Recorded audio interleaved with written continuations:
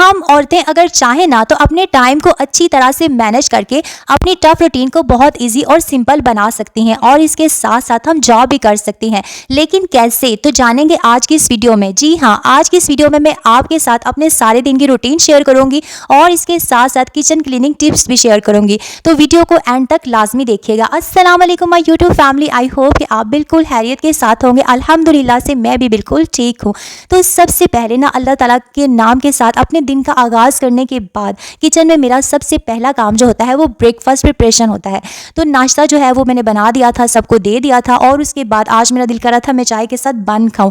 बचपन में मैं खाती थी और काफ़ी टाइम के बाद ना आज मैंने इसे ट्राई किया है, लेकिन यकीन करें कि चीज़ें जो है ना वो चेंज हो जाती हैं। यानी वो टेस्ट जो मुझे बचपन में मिलता था, आज के बाद में मुझे वो टेस्ट जो है वो नहीं मिला। अच्छा जी, नाश्ते के बाद ना फ़ौरन से मैंने सफाइयाँ शुरू कर दी हैं। अच्छा, आपको तो पता है कि मैं स्कूल जाती हूँ, तो इस वजह से ना मैं डेली मॉपिंग नहीं करती, बल्कि मैं एक दिन छोड़ के एक दिन मॉपिंग करती हूँ।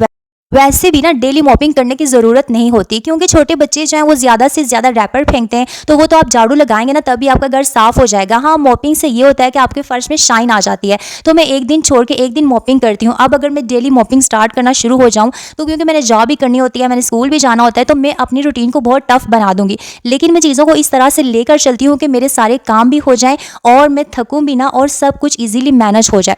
तो मॉपिंग करने के बाद ना मैं अब आ गई हूँ किचन में और यहाँ पर ना मैंने अपने सारे मसाला रैक वगैरह की डस्टिंग करनी थी और जो किचन के ऑर्गेनाइजर्स थे ना उनको उठाकर नीचे से मैंने अच्छी तरह से साफ़ करना था। काउंटर टॉप तो मैं डेली साफ़ करती हूँ और जो मेरा स्टोव है उसको भी मैं डेली साफ़ करती हूँ, लेकिन जो ऑर्गेनाइजर मसाला रैक के बॉक्सेस होते हैं वो मैं 2 दिन के बाद साफ़ करती हूँ। यानी कि एक एक बॉक्स को उठाकर अच्छी तरह से साफ़ करना ना, ये मैं 2 दिन के बाद करती हूँ और 2 दिन तक भी ना वो इतने गंदे नहीं होते।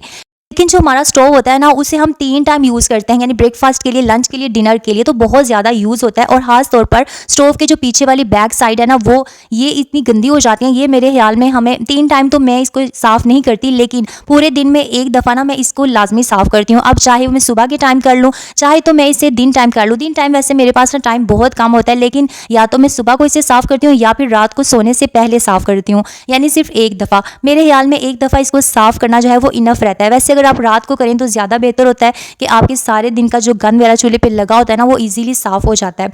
अच्छा, उसके बाद ना मेरा काउंटर टॉप भी बिल्कुल साफ़ हो गया था, मेरा स्टोव भी बिल्कुल साफ़ हो गया था और उसके बाद ना अब मैं बर्तन वॉश करने लगी थी। बर्तन जो है ना वो पहले मैं वॉश इसलिए नहीं करती क्योंकि मेरे घर वाले जो है ना वो सारे नाश्ता कर रहे होते हैं और जब तक मैं सफाइयाँ वगैरह करती हूँ ना तब तक वो सारे नाश्ता कर लेते हैं और इस तरह ना मैं ईजिली बर्तनों को वॉश कर देती हूँ।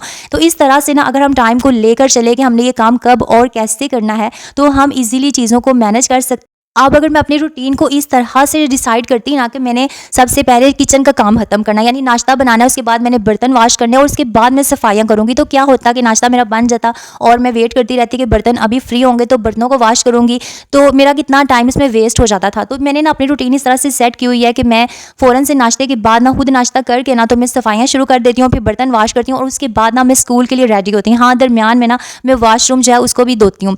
तो ये सारा ना इस तरह से जो है वो मेरी रूटीन चलती है। और यहाँ पर अब चूँकि किचन की जो मॉपिंग होती है ना वो मैं बाद में करती हूँ, क्योंकि जब आप काउंटर टॉप को साफ़ करते हैं तो बहुत सारी डस्ट और चीज़ें जो है वो नीचे फर्श पे गिरती हैं। अगर आप किचन की मॉपिंग पहले कर लेंगे तो फिर आपको कोई खास फ़ायदा नहीं होगा। इसलिए मैं पहले ना किचन की सारी जो काउंटर टॉप है उसको, स्टोव को, बर्तन वगैरह, सिंक, इन सब चीज़ों को वॉश करने के बाद ना फिर मैं किचन में मॉपिंग करती हूँ। अच्छा, यहाँ पर ना 1 घंटे के अंदर अंदर मैं अपने सारे कामों से फ्री हो गई थी और अब यहाँ पर मैं स्कूल के लिए तैयार हो गई थी। यानी 1 घंटे में तकरीबन मुझे मैक्सिमम 20 मिनट्स लगते हैं सिर्फ नाश्ते के लिए।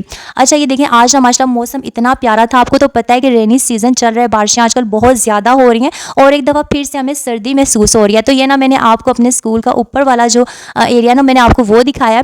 तो यहाँ पर ना मेरे कुछ कोलीग्स जो है ना उन्होंने डिसाइड किया कि आज ना हम कॉफ़ी पिएंगे और मौसम के मुताबिक ना कॉफ़ी ही जो है वो पीने का मूड हो रहा था। अच्छा, मैं आपके साथ शेयर कर रही थी कि मैं जब नाश्ता बनाती हूँ तो मैक्सिमम ना मुझे 20 मिनट्स लगते हैं, लेकिन अगर मैं क्लिप्स वगैरह साथ रिकॉर्ड करूँ तो ज़्यादा से ज़्यादा मुझे आधा घंटा लग जाता है। उसके बाद ना मैं सफाइयाँ वगैरह जो करती हूँ ना उसमें तकरीबन मुझे 15 से 20 मिनट लगते हैं, क्योंकि मैंने आपके साथ शेयर किया हुआ है कि मैंने अपने रूम की सेटिंग्स इस तरह से की हुई है कि मैंने अपने रूम में जो छोटी छोटी चीज़ें होती हैं जैसे चेयर्स हो गई, बच्चों की पंखे हो गए, जो फर्शी पंखे होते हैं या फिर ड्रायर मशीन्स और एक्स्ट्रा जितना भी स्टफ़ था ना वो मैंने कबर्ड जो बनाई है उसके अंदर मैंने सारा रख दिया। अब मेरे हर रूम में ज़्यादा से ज़्यादा 3 चीज़ें होती हैं, जैसे सेफ अलमारी हो गई, बेड हो गया, इस्त्री स्टैंड हो गया, यानी मैंने इतना ज़्यादा स्टफ़ नहीं रखा हुआ। तो मैं ईज़िली ना सुबह झाड़ू लगा देती हूँ, इसलिए मुझे तकरीबन मेरे जो है ना वो 5 रूम है किचन को डाल के, और अगर मैं टीवी लाउंज को डालूँ तो 6 रूम समझे बन जाते हैं। तो मैं अगर वो सुबह सारे जो है उनमें झाड़ू लगाऊँ ना, तो मुझे ज़्यादा से ज़्यादा ना 20 से 25 मिनट लगते हैं।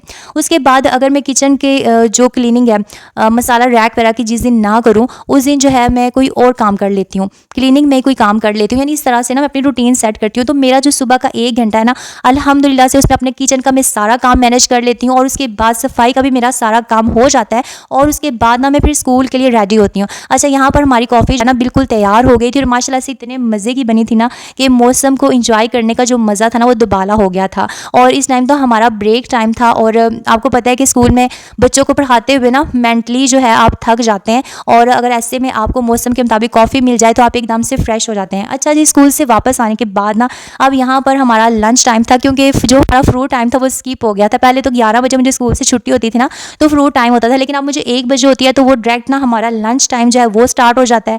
और यहाँ पर ना रात की दाल चावल बने हुए थे, और मेरी जेठानी ने चिकन और चावल भेज दिए थे, तो मैंने दोनों को प्लेट में रख के मैंने कहा दोनों को टेस्ट कर लेती हूँ। मोस्टली ऐसे नहीं होता कि डेली मतलब कि हम चावल खा रहे हो, कभी वीक में 1 या 2 दिन बस मैं चावल बनाती हूँ। तो वैसे आटा मेरा गूंदा होता है, और स्कूल से आकर ना सब्ज़ी मेरी बनी होती है, तो स्कूल से आने के बाद जस्ट मुझे रोटियाँ बनानी पड़ती हैं। मैंने अपना टाइम टेबल इस तरह से सेट किया, अगर मैं स्कूल से आके दोबारा से सब्ज़ी बनाना शुरू कर दूँ, आटा गूंदना शुरू कर दूँ, तो मेरी लाइफ और मेरी रूटीन जो है ना वो टफ होगी। इस वजह से ना मैंने चीज़ों को इस तरह से अरेंज किया हुआ है। अच्छा, ये देखें, ये आपको ना नैपकिन बॉक्स जो है ये नज़र आ रहा होगा, ये जो है ना कि मैंने खुद घर में DIY करके बनाया था, और मैंने आपके साथ शेयर किया ना कि मैं बहुत जो एक्सपेंसिव होते हैं ना नैपकिन्स वगैरह, मैं वो परचेज़ नहीं करती।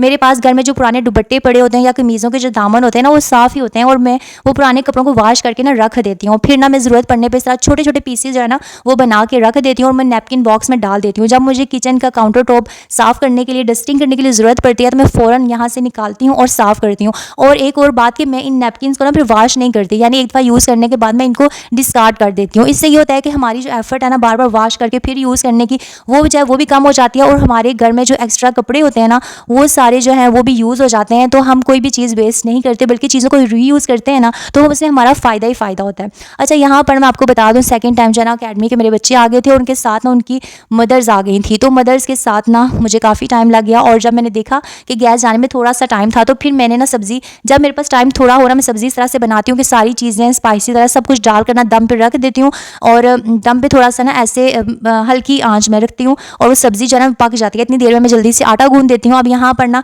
मेरी सब्ज़ी तैयार हो गई थी, तो एक तरफ मैंने दूध रख दिया था, और दूसरी तरफ जो है वो मैंने रोटियाँ बनानी शुरू कर दी थी।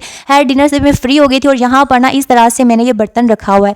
ये जो बर्तन है ये मेरे पास ना पुराना हो गया था, इसका जो कलर है वो पहले से ख़राब हो गया था। तो अब यहाँ पर ना मैं इसके अंदर इस तरह से शापर डाल के ना इसको रख देती हूँ। फिर सारा दिन जितना भी किचन में कचरा जमा होता है ना, रात को सोने से पहले मैं इसको फ्री करके दोबारा से नया शापर इसमें लगा देती हूँ। एक्चुअली डस्टबिन जो है ना वो मेरे बच्चे बार बार गिरा देते हैं, तो मैं इसे काउंटर टॉप पे रखती हूँ।